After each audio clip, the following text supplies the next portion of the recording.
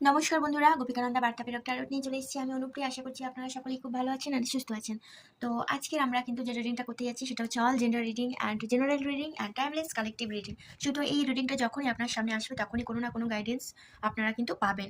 যারা যারা এখনো এনার্জি কিন্তু এক্সচেঞ্জ করেননি ডিভাইনের সাথে, সরাসরি চ্যানেলের সাথে, তাদের এনার্জি এক্সচেঞ্জ করুন লাইক, কমেন্ট বা সাবস্ক্রাইবের মাধ্যমে, যে যে সৃষ্টিকর্তাকে গ্র্যাটিটিউড দিয়ে। তো চলুন বেশি কথা না বলে দেখে নেওয়া যাক আজকে আপনাদের পার্টনারের মনোভাব আপনার প্রতি ঠিক কী আছে। দেখুন, নো কন্ট্যাক্ট সিচুয়েশন হতে পারে, লেস কন্ট্যাক্ট সিচুয়েশনে হতে পারে, বা এখন হয়তো খুব সুন্দর সম্পর্কে থাকাকালীনও হতে পারে। তো আজকের রিডিংটা সম্পূর্ণ একটা নিজেদের ভবিষ্যৎ নিয়ে ভাবনা চিন্তা তার মনে, সেটাই দেখব। আগে আপনারা কার্ডগুলো ভালো করে দেখে নিন, তারপরে আমি আপনাদেরকে ব্যাখ্যা করছি। দেখুন, তিনি তার জীবনের সবচেয়ে বর্তমানে যে চিন্তাভাবনা আছে, যে সবথেকে মূল্যবান মানুষ বলে তিনি আপনাকে মনে করে। আপনার যত্ন এবং সঙ্গ তার কাছে সব কষ্টের ওষুধের মতো কিন্তু একটা কাজ করে। তো গভীর টান একটা কিন্তু আছে, তিনি আপনার ওপর মানসিকভাবে খুব বেশি নির্ভরশীল। আর আপনাকে ছাড়া তিনি নিজেকে একা ও দিশেহারা বোধ করেন।